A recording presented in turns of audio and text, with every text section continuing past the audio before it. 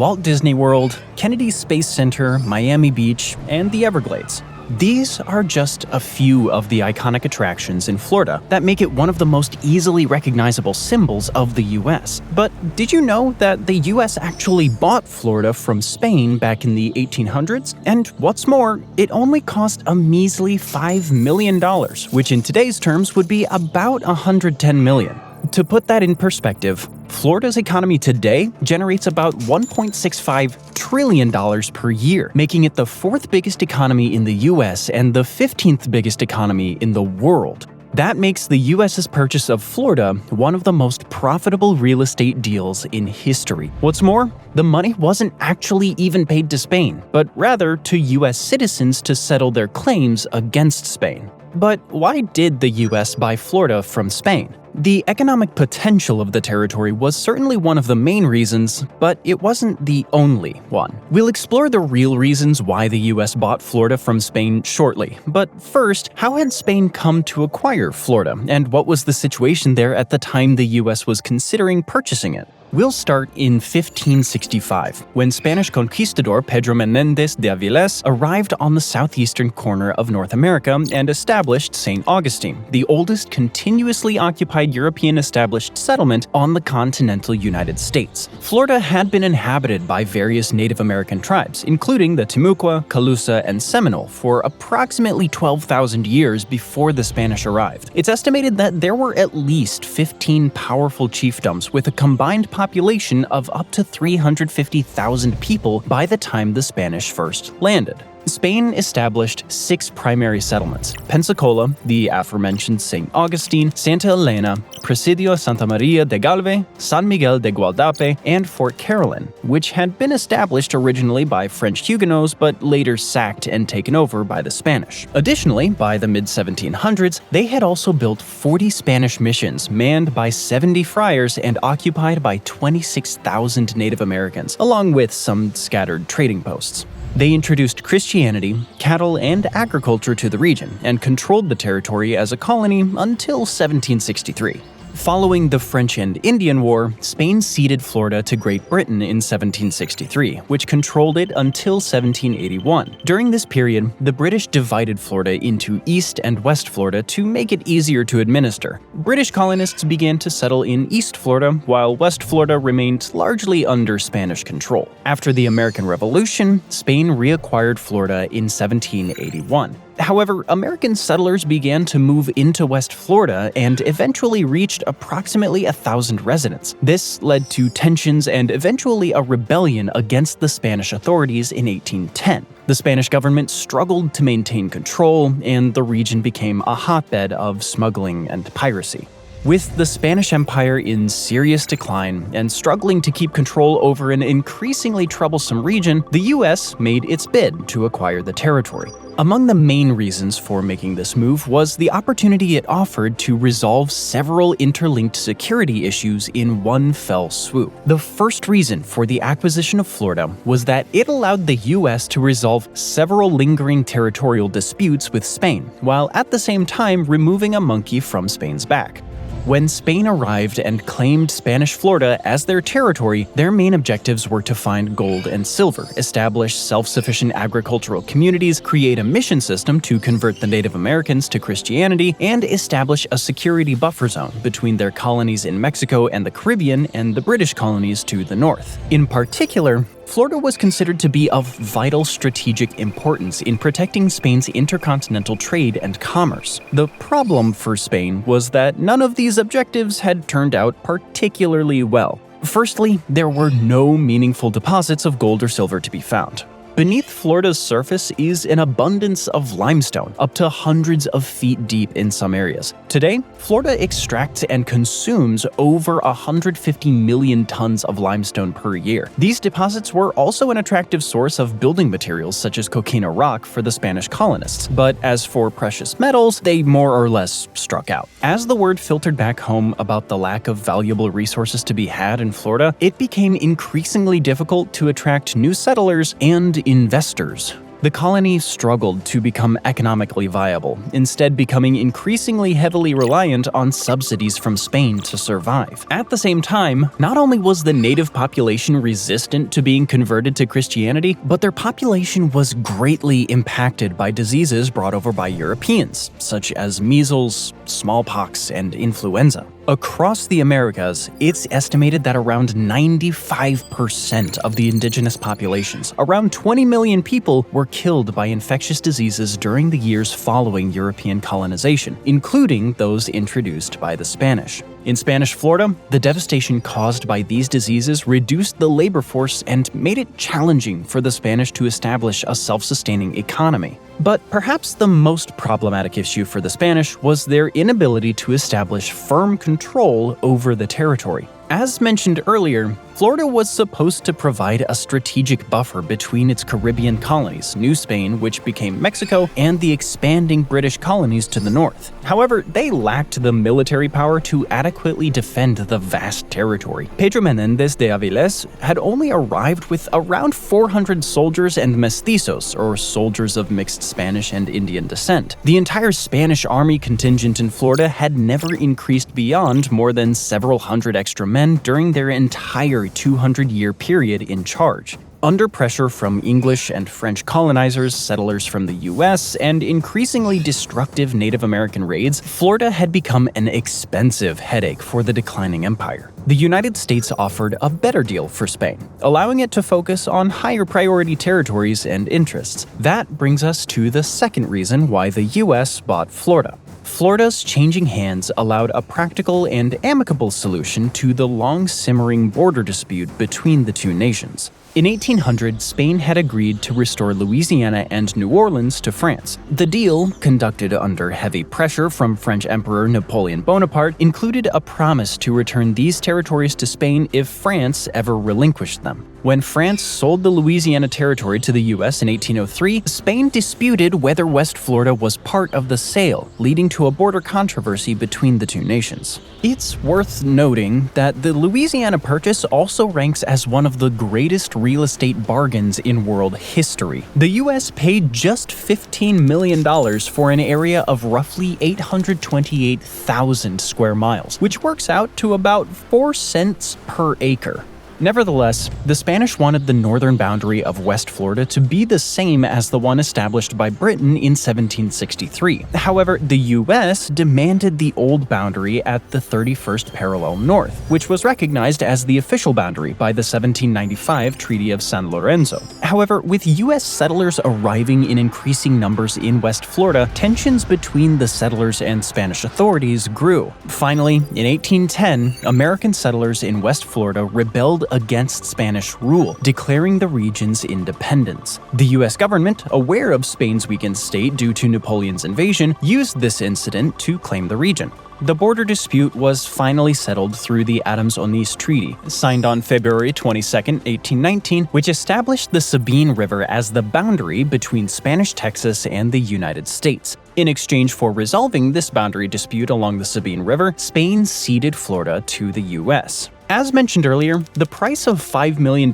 paid by the US for Florida wasn't actually paid to Spain, but rather was used to settle claims by American settlers against Spain. By 1819, American settlers had filed 720 unique claims for damages and losses resulting from Spanish military actions, such as seizures of property, livestock, and crops, as well as the destruction of homes and infrastructure. They also had claims related to the disputed boundaries between Spanish Florida and the United States. The acquisition of Florida from Spain allowed the US not only to secure the land in Florida for its settlers, but also to protect them in ways the Spanish had been unable to do. And this was the third reason for the US to acquire Florida from Spain, to protect its settlers. Prior to the 1819 treaty, small numbers of American settlers had set up scattered communities in West Florida. These communities were focused on growing crops such as sugarcane, hemp, and indigo, intended for export and production of goods like rum. The Gulf Coast and surrounding waters also provided abundant fishing opportunities, and West Florida's strategic location facilitated trade with other colonies and Native American tribes. However, these endeavors had remained modest and localized, with no large-scale industry, in no small part due to raids by Native Americans, and in particular, the Seminoles. The Seminole people emerged in Florida in the 18th century through a process of ethnogenesis, combining elements from various Native American groups and runaway slaves. The term Seminole likely originated from the Creek word Simanoli, meaning separatist or runaway, or from the Spanish cimarron, meaning wild one. The Seminoles' primary ancestors were the northern Muskogee Creeks from present-day Georgia and Alabama. Some 1,000 to 2,000 of these Creeks migrated to Spanish Florida in the early 1700s as a result of being forcibly removed from their ancestral lands in Georgia and Alabama by European colonizers. The Seminoles established their villages in the Everglades. These settlements became a destination for slaves fleeing from Georgia, which swelled the numbers and diversity of the Seminole to around 6,000 by the early 1800s. However, these escaped slaves also provoked slave owners from the U.S. to conduct raids across the border to retrieve what they saw as their property. The Seminoles attacked back, leading to a series of wars against the United States known as the Seminole Wars, the first of which took place in 1817 to 1818. The war began with the massacre of about 44 Americans near an army post in Georgia. The Seminoles continued launching raids against American settlements, prompting Brigadier General Edmund P. Gaines to attempt countermeasures. However, he and his force of 600 regular soldiers were confined to Fort Scott, Alabama by the Seminoles. Major General Andrew Jackson was ordered to take over the operation, but chose to interpret Gaines's instructions as sanctioning a full-scale invasion of Spanish Florida. He organized a force of about 3,000 volunteers, militia, subsidized Creek Indians, and regulars and invaded Florida in the spring of 1818. This group destroyed Seminole camps and captured Pensacola, the capital of Spanish Florida, and other Spanish strongholds. The First Seminole War ended with a compromise agreement, which allowed American forces to withdraw from Florida without repudiating the popular General Jackson, who of course became the 7th President of the United States a decade later. However, the Seminole problem remained far from resolved, and Spain was clearly not willing and able to defend American settlers in Florida from Seminole aggression. So, taking complete possession of Florida from the Spanish gave the U.S. much more scope and power to protect its citizens and growing trade in the territory. At the same time, the situation with the Seminoles also provided the fourth compelling reason for the U.S. to purchase Florida, namely to put a stop to the increasing problem of slaves fleeing from Georgia, Carolina, and Alabama to the relative safety of East Florida. While an exact count is not available, it is evident that hundreds, if not thousands, of slaves fled to Spanish Florida before the United States acquired Florida. Those might seem like insignificant numbers until you realize that the population of both East and West Florida combined at the time the U.S. acquired it is estimated to only have been around 8,000 people in total.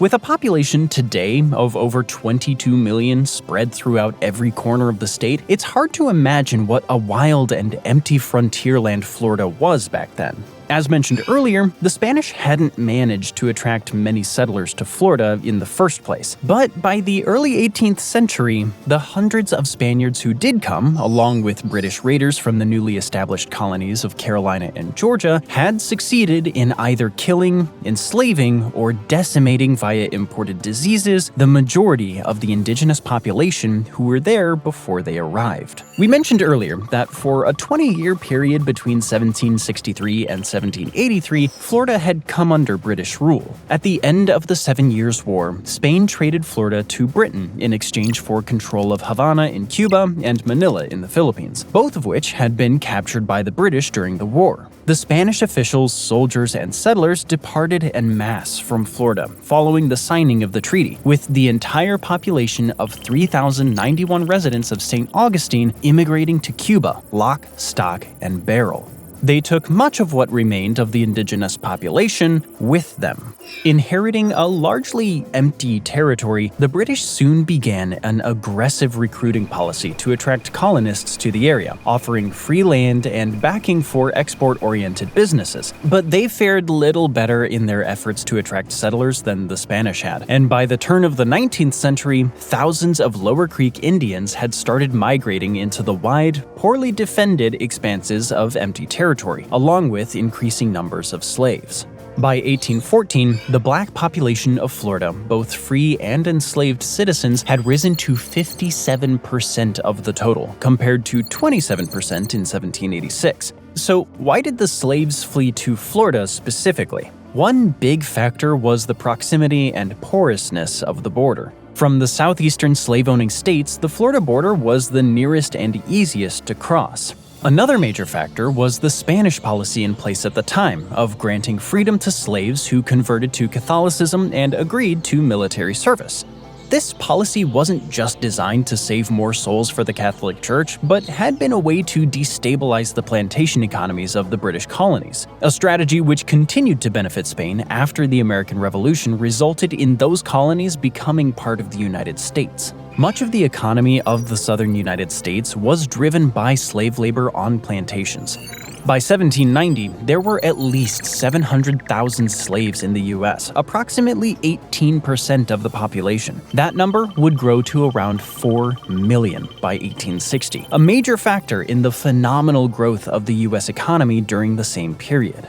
Protecting the plantation economy by putting a lid on slaves escaping was therefore of great economic importance to the U.S. in the early 1800s. The fifth security-related reason for the U.S. taking over Florida was the creation of a buffer zone against the possible expansion of Spanish colonies or those of other aggressive powers like Britain and France, should Spain be forced to once again cede the territory. The benefits of this buffer zone worked two ways. For Spain, the Adams-Onís Treaty ensured that it retained its colony of Texas and maintained a buffer zone between its colonies in California and New Mexico and the U.S. territories. The economic value of Texas, and indeed California and New Mexico, was not particularly significant to the Spanish. However, their importance as a buffer for the lucrative colony of Mexico certainly was. By the 1790s, Mexico's silver output alone was worth around 21 million pesos to the Spanish crown. The treaty explicitly renounced U.S. claims to Texas, acknowledging Spanish sovereignty over the region and preventing future American attempts to annex it. This helped to prevent potential conflicts and secured Spanish interests in the region. For the U.S., in addition to acquiring a vast and potentially lucrative new territory, the treaty significantly reduced tensions and conflicts between the U.S. and Spain, securing American interests and establishing a more stable relationship between the two nations. So, from a security perspective, acquiring Florida from Spain allowed the U.S. to kill multiple birds with one stone, protecting its southern borders against Seminole and Spanish aggression, preventing the escape of slaves, settling the long-standing border dispute with Spain, and reducing tensions by securing the interests of both nations. The sixth reason for the U.S. to purchase Florida from Spain was territorial expansion. The addition of Florida, needless to say, allowed the U.S. to substantially expand its territory, with expansion being a major priority for the young nation. The treaty transferred approximately 72,000 square miles of Spanish territory to the United States, increasing the territory under U.S. control by about 4.3%. But why was expansion so important for the U.S. at that time? During the first quarter of the 19th century, the idea of manifest destiny gripped the nation. This emphasized that the United States was destined to expand its territory across North America. The idea was born of a desire for territorial expansion, stimulated by a growing sense of self-confidence within the U.S., fueled by the successes of the War of 1812 and the acquisition of the Louisiana Territory from France in 1803, which had doubled the size of the U.S. Two main political proponents of the idea of manifest destiny were President Andrew Jackson, who spoke of extending the area of freedom, and later President James K. Polk, who advocated for the annexation of Texas and the Oregon Territory.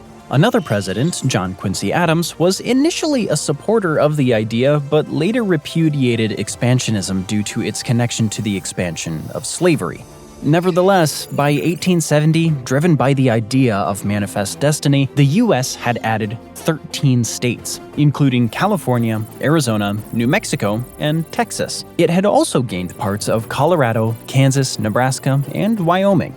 These additions increased U.S. territory by at least 525,000 square miles, with the population growing at a rate of 3.5% per annum from 17 million to 31 million between 1840 and 1860. After all the upheaval and violence which had birthed the nation, from 1815 to 1825, the U.S. had settled into a new period, known as the Era of Good Feelings. This was marked by a sense of national purpose and unity, which included a widespread desire for territorial expansion. President James Monroe's administration aimed to promote national unity and eliminate partisan divisions, and expansion was seen as a way to achieve this goal. Territorial expansion, particularly into Florida, would also allow the U.S. to prevent foreign encroachment and ensure access to the Mississippi River and the Gulf of Mexico. Many pro-slavery Southerners sought to expand the territory in which slavery could continue to grow and expand, envisioning a large slave-owning republic stretching across the Caribbean to Brazil. For these reasons, expansion was front of mind for many prominent stakeholders in the U.S., especially in an area of such strategic importance as Florida. In fact, rather than anything in Florida or under its earth, one of the most compelling reasons for the U.S. to acquire Florida was the strategic value of its location. What makes Florida such a strategically important location? There are several reasons, but we'll save the best for last.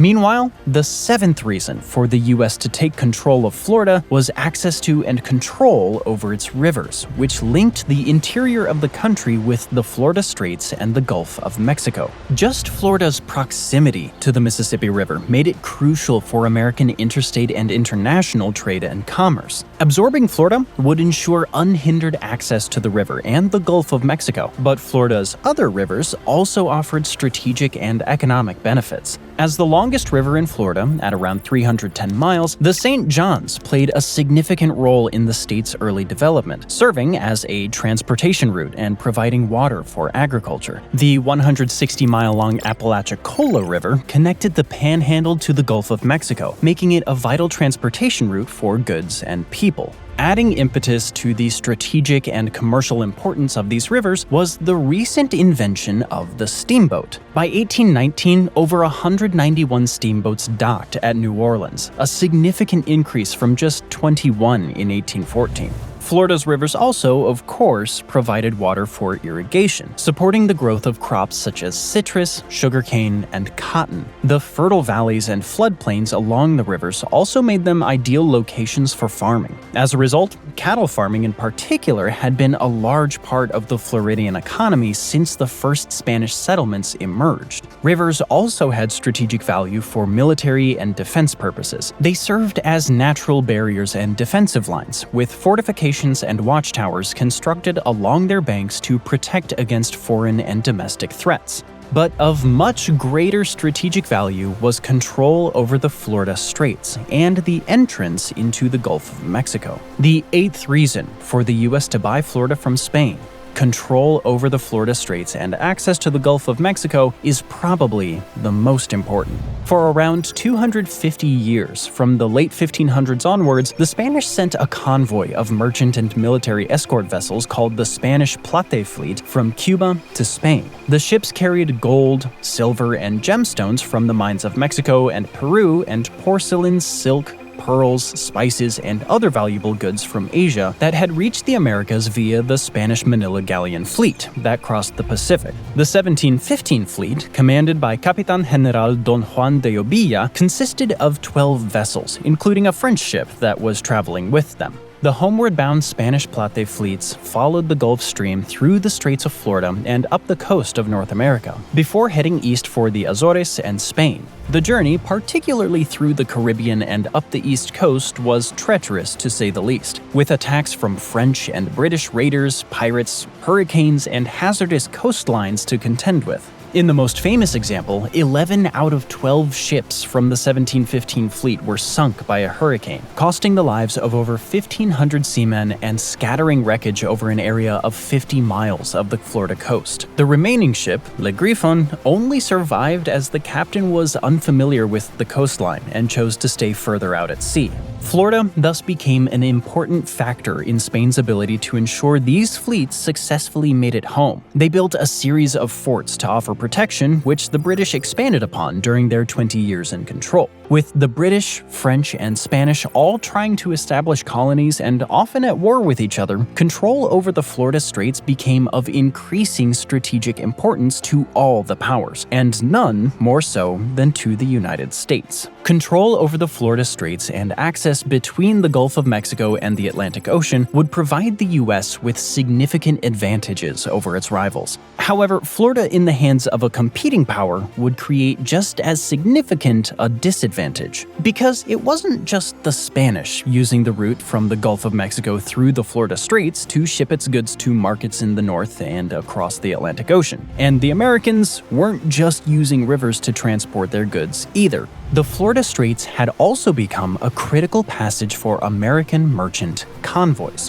In 1815, the U.S. Navy had around 15 to 20 ships, including frigates, sloops, and schooners. With control over Florida, the U.S. Navy could deploy patrol ships such as the USS Alligator to escort merchant vessels through this vulnerable area, protecting them from pirate attacks and British privateers. With the U.S. Navy seeking to protect American interests and commerce, control over the critical shipping routes through the Florida Straits was becoming of increasingly paramount importance. This created a ninth reason for the U.S. to acquire Florida, namely the opportunity to fortify the coast.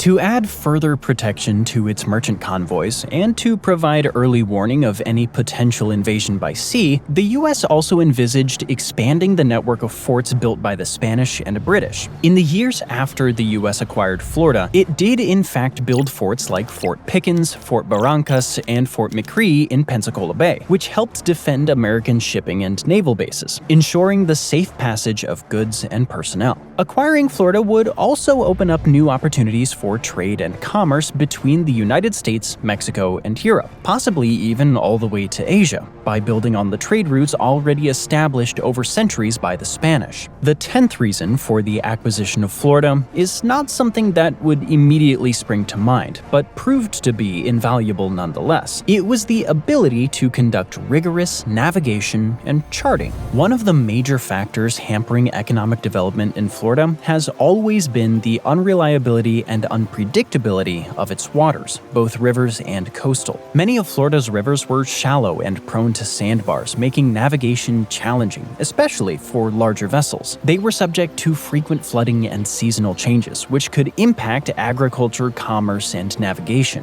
To make matters worse, much of the coast and Everglades remained uncharted and poorly mapped. Under Spanish control, the U.S. couldn't do much about this. Under U.S. control, it could. And did. As the federal government and local port authorities improved channels and harbors and charted and mapped Florida's waters, navigation became safer and more efficient. This facilitated the growth of American shipping and commerce, particularly in the Gulf of Mexico and the Florida Straits. As a result, between 1815 and 1840, the U.S. sold 540,000 tons of shipping to foreigners, and by 1826, American vessels carried 92.5% of the country's foreign trade, a proportion unmatched before or since. So, now you know the many reasons why the US bought Florida from Spain. It was the combination of security, strategic location, control of the river network, a lasting settlement to border disputes with Spain, the desire to expand, protection of settlers, protection of the slave economy, conflict with the Seminoles, and a sizable economic opportunity. But by any measure, it's a move that's worked out well. But what do you think? Is this the greatest real estate deal of all time, or does another one come to mind that blows this one out of the water? Let us know your thoughts in the comments section below, and as always, thanks for watching.